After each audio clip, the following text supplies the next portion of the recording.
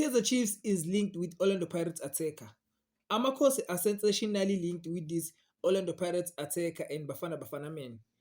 Kaizer Chiefs wrapped up their transfer business without signing a single attacker. However, many people don't know is that they also linked with an Orlando Pirates attacker.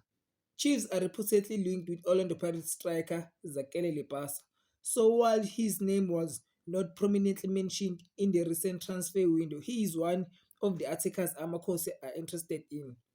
Chiefs are currently linked with sensational swap for Orlando Pirates striker Zakele Lepasa, the insider stated on kickoff. Therefore, Chiefs could revisit interest in the back striker in January. This is because the recent transfer window closed on Friday, 20 September 2024. Moreover, Lepasa joined the likes of Osun Apolis, Fistin Maela, and Asenele Vilabai as attackers reportedly linked to Amakosi.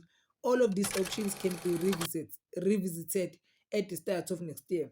Thanks for tuning in. Don't forget to like and subscribe to our channel. Bye.